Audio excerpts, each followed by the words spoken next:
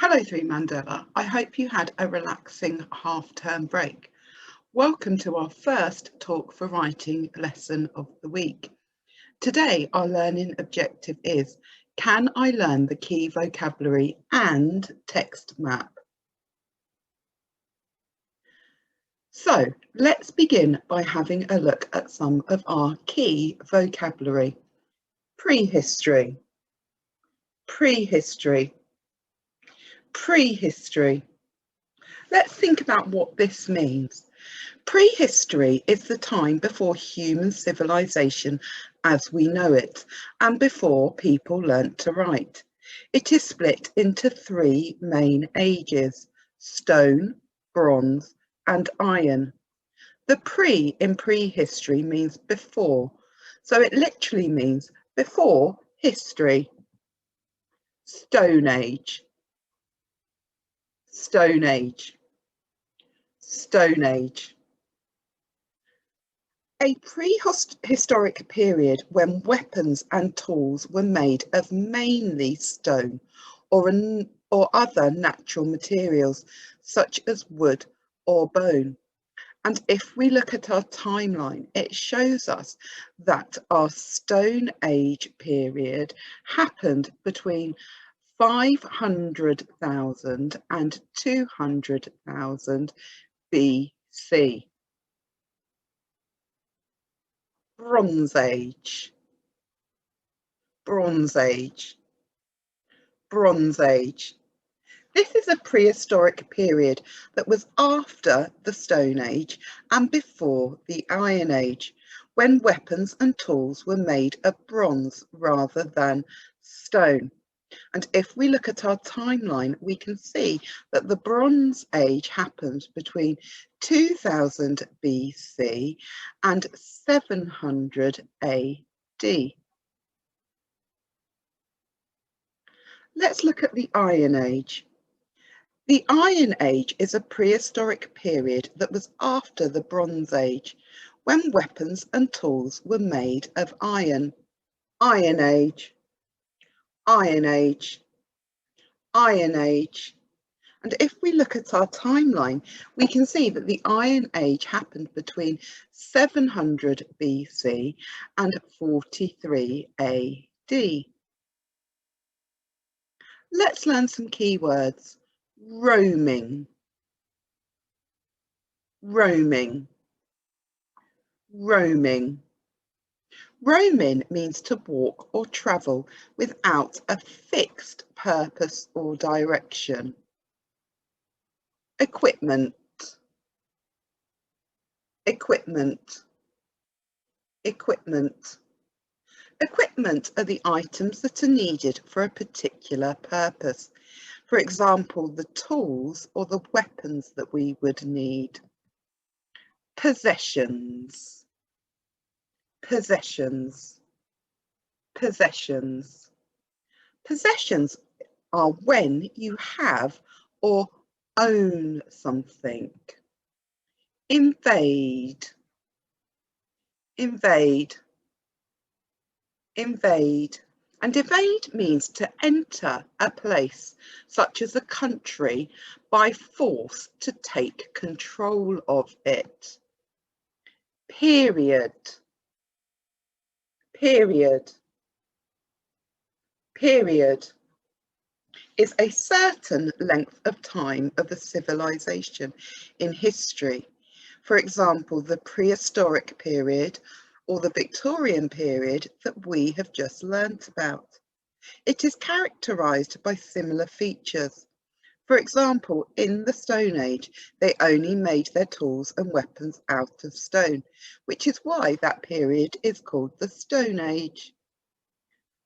Settle, settle, settle. Settle means to move with a group of others to live in a new area or country. Tribes, tribes, tribes.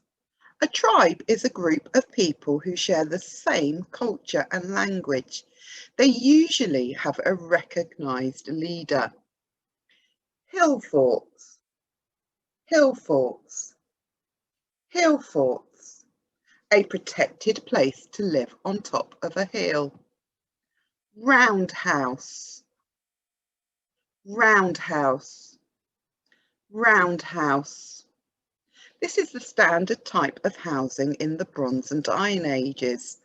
The walls were made from stone or wood, and it had a thatched roof. Let's go through our text map. What changes happened from the Stone Age to the Iron Age? Have you ever wondered what life was like in Britain for the earliest humans? Read on to find out about the changes that happened in the prehistory of Britain. Timeline. Stone Age. In the early Stone Age, people were hunters and they found their food by roaming from place to place in different seasons. In the late Stone Age, the way people lived changed a lot because they began to settle into farming villages instead of moving from place to place. People started to look after animals and grow their own crops. Bronze Age. When people discovered how to get metals out of rocks, a metal called bronze replaced stone as the best material for making tools. People were therefore able to build better farming equipment and also began to make bronze weapons and jewellery.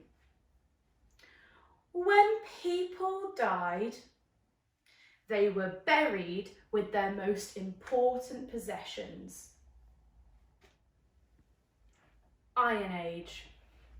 In the Iron Age, a metal called iron replaced bronze as the main material for making tools and weapons.